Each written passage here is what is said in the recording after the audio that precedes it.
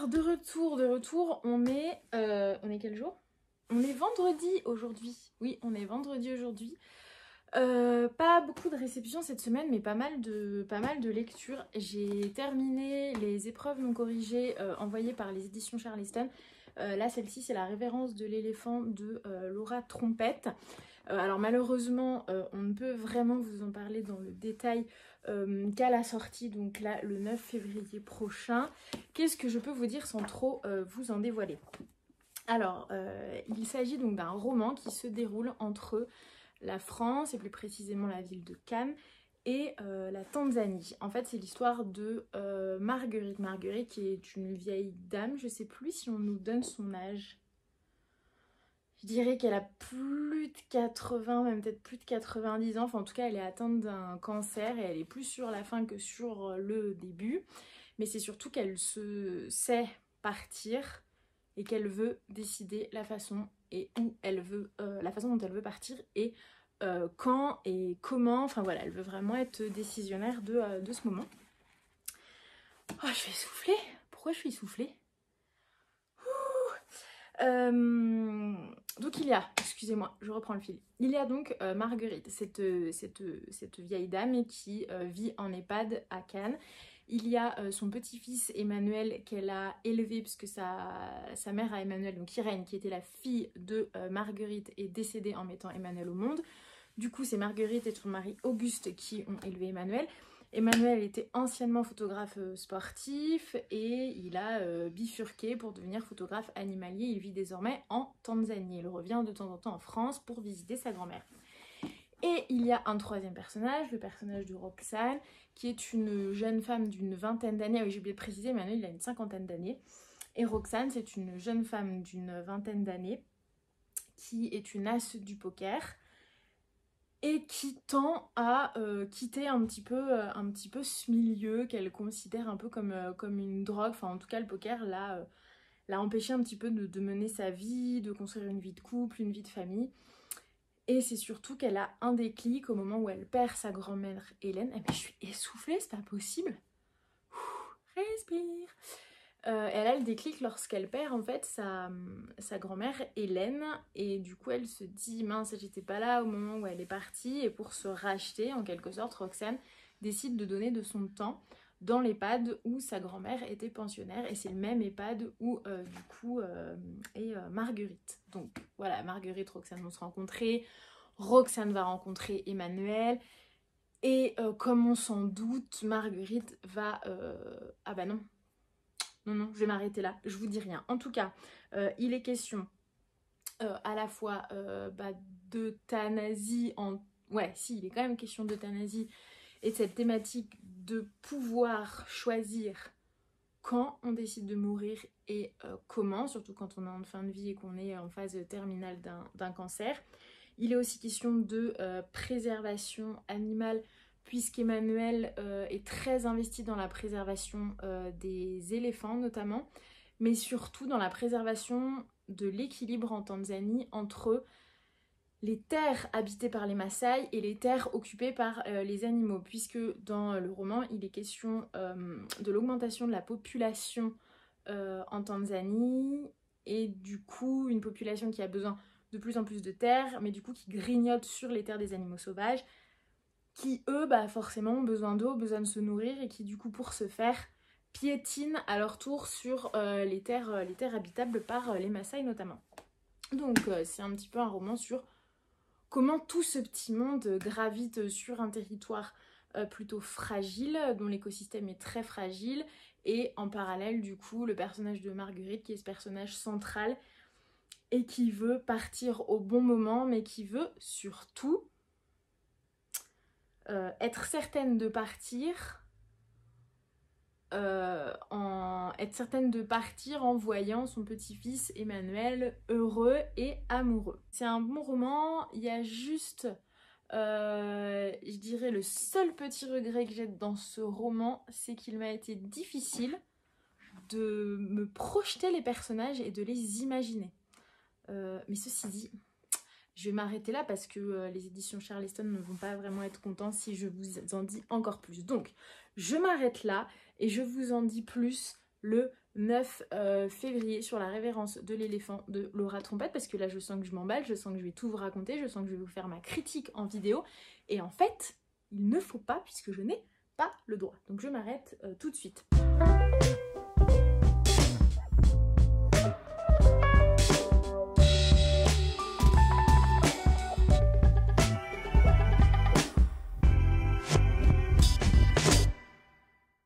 Terminé sur Lise cette fois-ci, le dernier roman de Nicolas Defoe, Grande Dorsale, édité chez J.C. Lattès. Excusez-moi, je reprends en fait mon souffle et ma respiration puisque je viens de me faire une quinte de tout, mais j'en ai perdu ma voix. Du coup, Grande Dorsale de Nicolas Defoe, édité chez J.C. Lattès, mais dans leur collection, nouvelle collection qui date de mars dernier, je crois, qui s'appelle La Grenade. Alors ce roman, je l'ai adoré. Pourquoi je l'ai adoré? Déjà, quand je lis des fois des romans, je me dis « Ah mais ce roman me fait penser à tel auteur, telle histoire ». Mais alors là, je me suis rien dit de tout ça. J'ai trouvé l'histoire tellement originale. Je l'ai croisée nulle part cette histoire et je trouve que, je sais pas, c'est super bien amené comme contexte, comme histoire, comme personnage, comme intrigue. Je vous en dis plus tout de suite. Il s'agit de Paul, qui est avocat, qui a, je sais plus si c'est dit dans le roman, mais qui a, on va dire, une 50aine d'années. Et Paul se sent un petit peu has-been, et pour rendre fière sa fille Rose, qui elle a une vingtaine d'années, petite vingtaine d'années je dirais, qui elle est dans l'air du temps à fond sur les réseaux sociaux, elle va à Berlin se faire la tournée des nouveaux clubs, enfin voilà, elle est complètement dans l'air du temps. Il décide d'aller chez le tatoueur et de se tatouer un dessin de sa fille qu'elle avait réalisé quand elle avait une petite dizaine d'années dans le dos. Donc faut y aller quoi, un tatouage du dessin de sa petite fille quand elle avait une petite dizaine d'années dans le dos. Pas grave, il y va. Et une fois chez le tatoueur, donc il rencontre un tatoueur en résidence qui s'appelle Olof, qui est norvégien, si je ne m'abuse. Et donc Olof lui dit « Ok, pas de souci, les super beaux dessins. Par contre, là, j'ai pas mal de clients, donc revenez demain, je vous fais le calque et pas de souci, je vous fais votre tatouage dans le dos. » Donc Paul, super content, un petit peu déçu parce qu'il pensait faire le tatouage direct comme ça. Bon, enfin c'est pas grave, il patiente un petit peu. Il en parle un petit peu à sa femme Béatrice, qui ne prend pas pour un dingue, mais bon, qui est un petit peu sceptique sur le projet. Et donc le lendemain, il retourne chez le tatoueur commence, il est un petit peu surpris, Paul, par la douleur de l'aiguille dans son dos, il sue à grosses gouttes, et à un moment, Olof lui dit « Écoutez, là, on fait une pause, je vous sens pas très bien, je vous fais un petit maté, et je vous donne une petite pilule... un truc apaisant à base d'herbe et tout, vous allez voir, vous allez vous sentir mieux. » Du coup, Paul, en toute confiance, boit son maté, avale cette petite pilule. Et en fait, quelques heures plus tard, il se réveille, donc il s'est complètement endormi. Il se réveille, il n'y a plus personne dans la pièce, le tatoueur Olof a disparu, il se réveille. Il regarde un peu son dos dans le miroir, il voit le pansement, mais il n'arrive pas trop à enlever le pansement pour voir le tatouage. Donc du coup, il va voir la nana de l'accueil du salon et lui dit « Bah, il est où le tatoueur ?»« Ah, bah, je sais pas, il est pas avec vous. »« Bah non, il est pas avec moi. » Et là, il enlève le pansement pour qu'elle puisse voir le tatouage. Et le tatouage, ce n'est absolument pas ce qu'il avait demandé. En fait, dans son dos, il a de tatouer, mais dans tout le dos, je suppose, ce dessin de la couverture, puisque dans le roman, c'est ce qui est décrit, en fait, c'est les fameux visages, alors ça porte un nom, j'ai plus le nom en tête, les fameux visages de mort, en fait, c'est en gros, c'est une représentation assez traditionnelle en Argentine notamment, puisqu'il a, là, ça se déroule entre la France et l'Argentine. Toujours est-il qu'il se trouve avec ce visage dans le dos.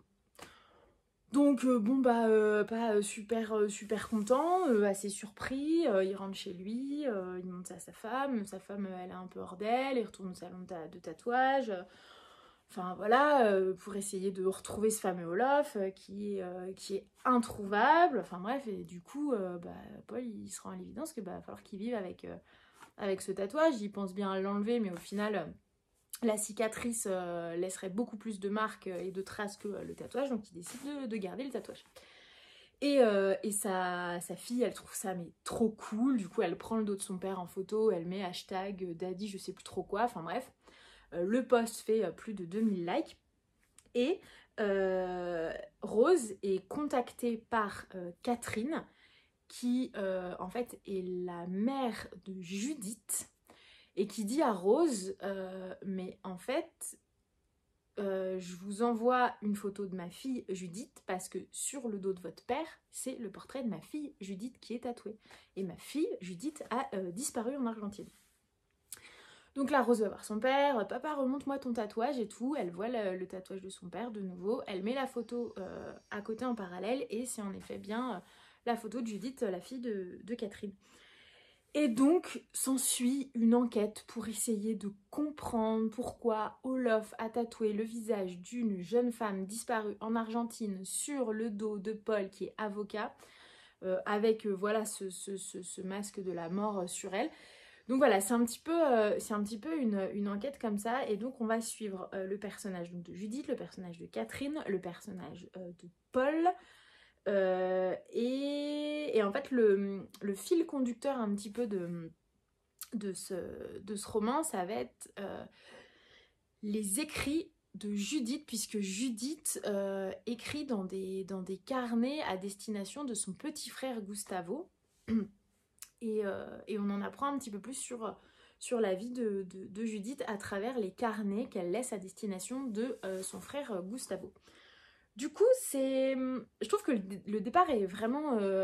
Enfin voilà, les prémices de ce roman est vraiment... Enfin, c'est très original, je trouve, de partir sur l'idée de ce tatouage dans le dos d'un mec qui n'a rien à voir avec la fille. Enfin voilà, je me suis dit, mais comment l'auteur va remonter le fil de cette histoire? Au final, il le remonte vraiment, mais super bien. Donc il est question surtout, et ça alors c'est peut-être le seul petit regret que j'ai, du coup j'ai senti à un moment qu'on allait aborder un petit peu tous les problèmes de dictature en Argentine, le fameux alors après je me suis pas trop renseignée, je vous avoue, avant de faire cette vidéo, mais je sais qu'en Argentine il y a un gros problème d'enlèvement de femmes et d'enfants, et d'ailleurs il me semble qu'il y a la place de mai, la Plaza de Mayo, je crois, en Argentine, où manifestent beaucoup de mères qui ont perdu leurs enfants, qui se sont fait enlever sous couvert, il me semble, de la dictature argentine. Aussi la guerre également, la guerre des clans en Argentine. Donc j'ai compris qu'on glissait en fait vers ce sujet, du coup, vers ce fait de société. Mais à mon sens, j'aurais voulu qu'il approfondisse un petit peu plus la question. Je dirais que sur cette question des problèmes de dictature en Argentine, de guerre de clans, de guerre de rue, guerre un peu civile même, on est un petit peu resté en surface. Disons que c'était le bon prétexte, je trouvais, pour justement aborder un petit peu plus en profondeur ces faits de société. Mais toujours est-il que... Enfin voilà, le sujet abordé, le roman est super bien ficelé, l'écriture est super fluide, les chapitres sont très rythmés parce qu'on assiste aux échanges de mails entre Rose et une meilleure amie de Judith, entre Paul et Catherine, entre Catherine et et d'autres personnages. Bon, après je vais pas tout vous en dévoiler, mais du coup il y a une espèce de ping-pong comme ça entre chaque personnage qui essaye chacun de leur côté de glaner des informations autour de ce fameux visage de Judith tatoué dans le dos de Paul. Voilà donc pour ce roman que je vous conseille fortement. Qu'est-ce que je vais lire maintenant? Alors, on m'a conseillé très fortement ce roman, Ceux de la soif de Georges Simenon. Alors, attendez 2 secondes.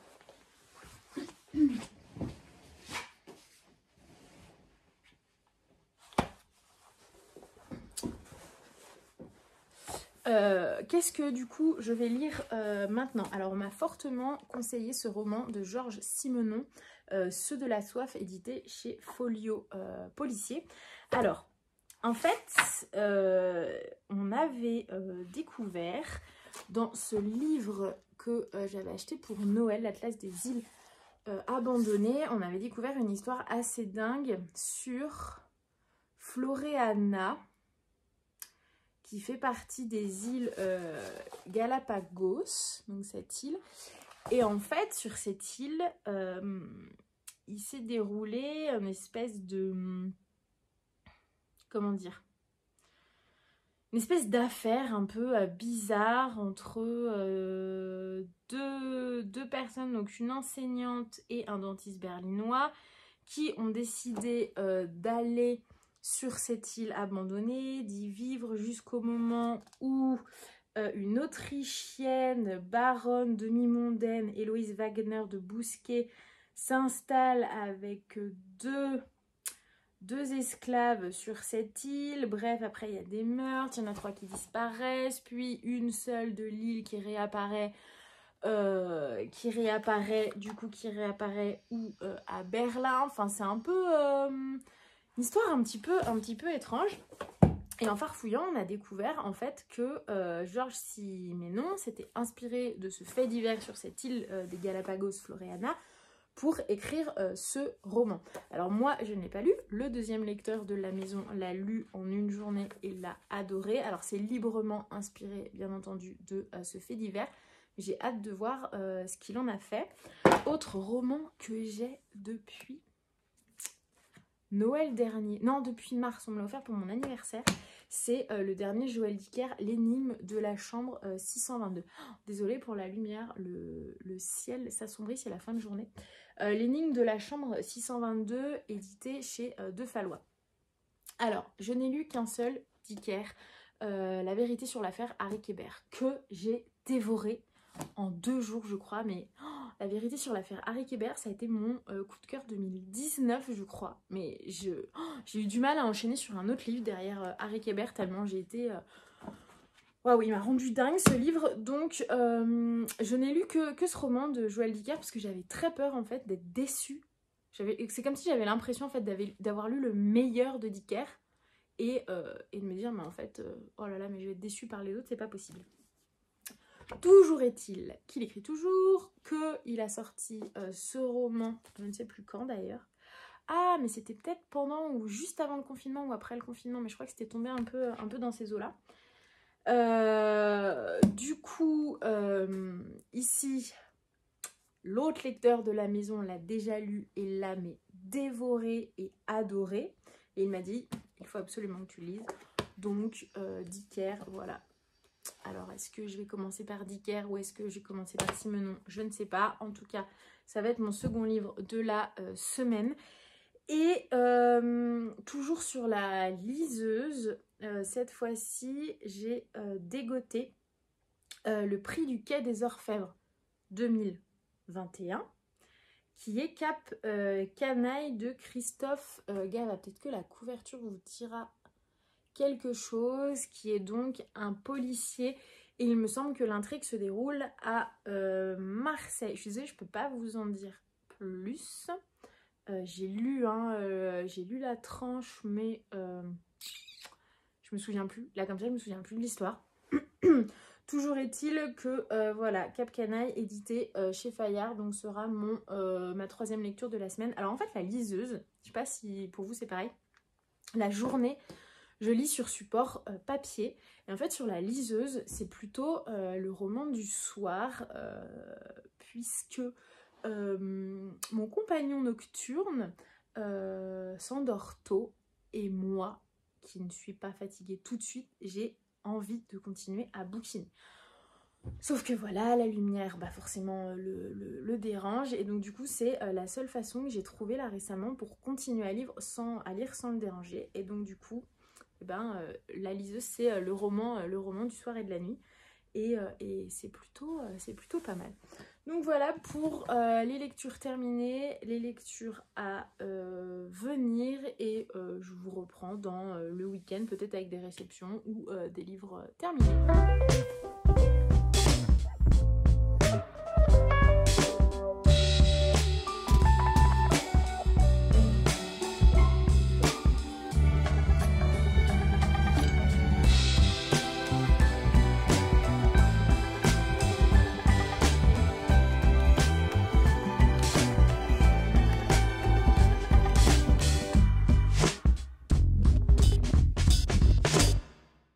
Autre roman terminé cette semaine, Ceux de la soif de Georges Simenon, édité chez Folio Policier. Comment je suis tombée sur ce roman? En fait, j'ai trouvé il y a quelques années cet atlas, l'atlas des îles abandonnées, édité chez Artaud, qui répertorie toutes les îles abandonnées, les îles près desquelles on ne peut pas accoster, ou des îles qui sont complètement inaccessibles puisque la nature y est vraiment très prospère. Et je suis tombée en fait sur Floreana, qui est une toute petite île au large de l'Équateur. Et en fait, sur cette île, il s'est passé dans les années 30 une histoire complètement dingue. En fait, donc il y a un dentiste berlinois qui décide en 1929 de partir avec une enseignante, de quitter, en fait, tous les deux quittent leurs époux respectifs et décident de partir sur cette île pour vivre une vie sauvage au plus près de la nature.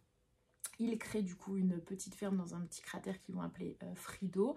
Ils vont du coup cultiver un lopin de terre, ils vont vivre dans le plus simple appareil. Voilà, donc ils vivent très bien jusqu'en 1932 où une soi-disant baronne autrichienne qui s'appelle Héloïse Wagner de Bousquet débarque avec 2 acolytes, Philipson et Lorenz, et son idée à elle, c'est d'exploiter l'île pour que de riches touristes viennent se reposer dans un coin idyllique et paradisiaque. Donc du coup, elle crée ce qu'elle a appelé l'Hacienda Paradiso, et donc son but, voilà, c'est de créer un hôtel où il fait bon vivre, où on peut venir passer du bon temps avec des services ultra luxe.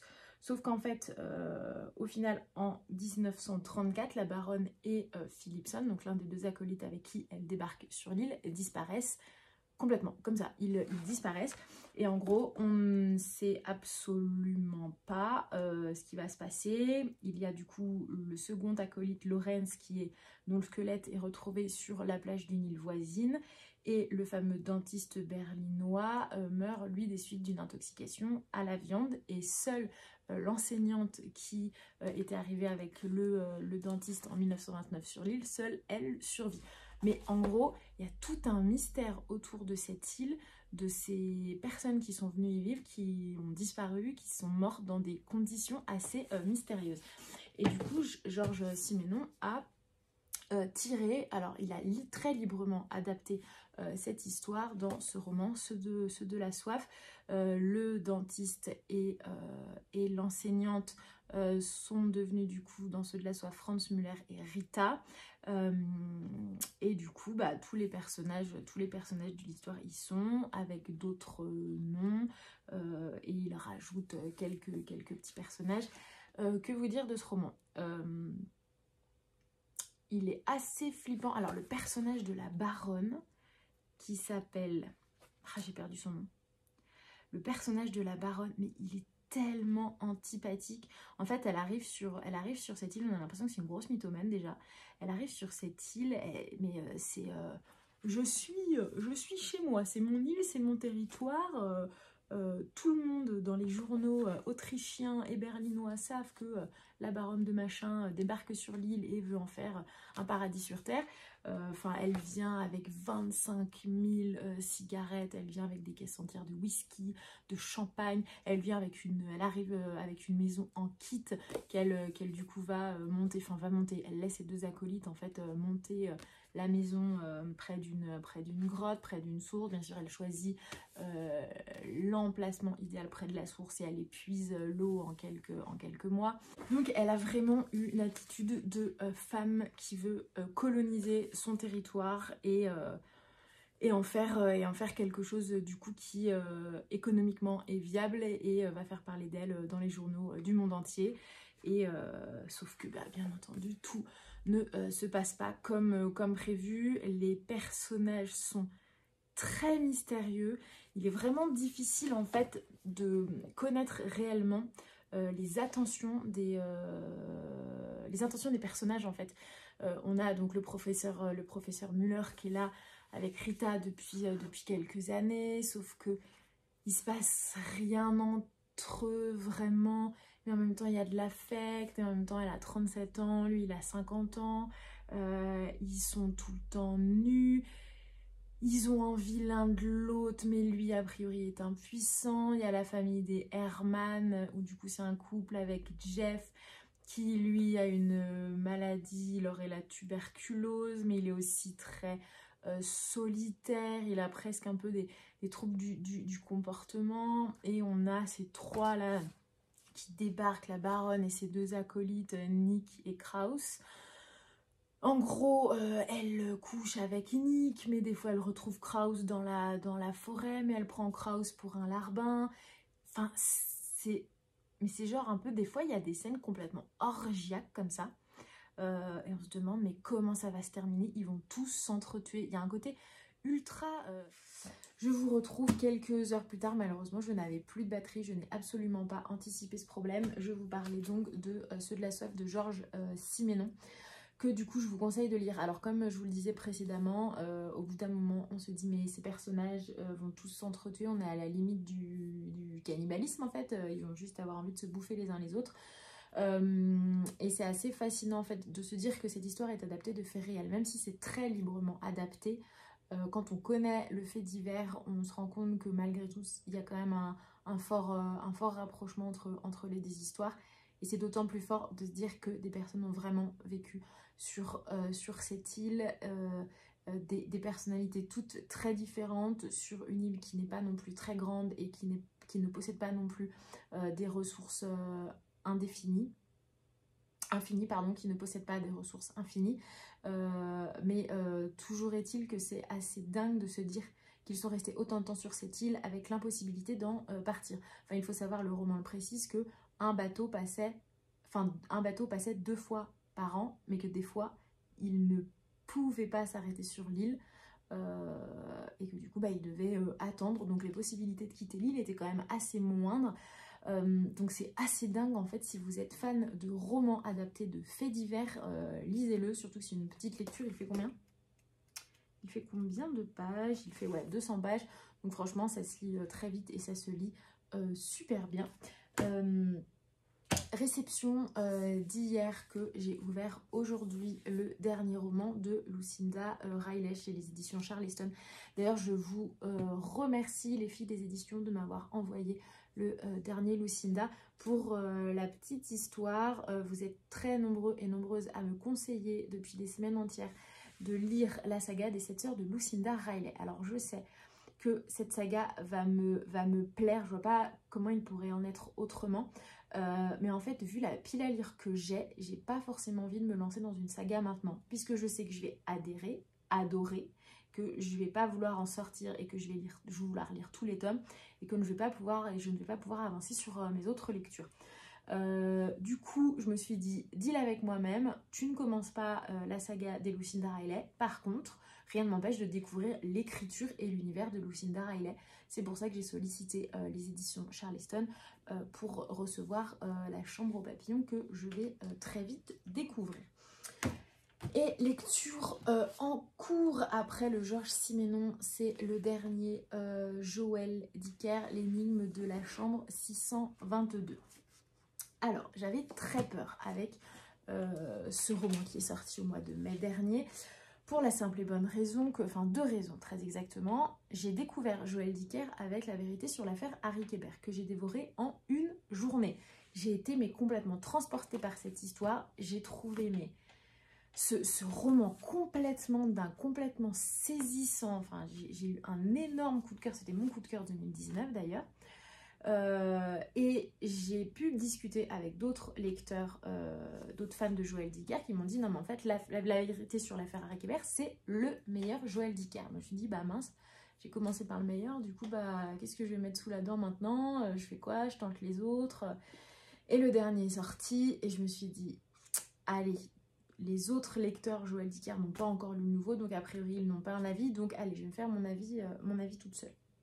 Toujours est-il qu'il est resté très longtemps dans ma pile à lire, et que du coup j'ai croisé des avis sur Instagram disant ah déception, mais qu'a-t-il fait, enfin voilà, j'ai croisé des avis pas très bons, et au final Et au final, je me suis dit, non, mais vas-y, lis-le en fait. On peut pas, enfin, Joël Dicker n'a pas pu écrire la vérité sur l'affaire Harry Kéber, écrire ce livre dingue et complètement se planter sur ses autres romans.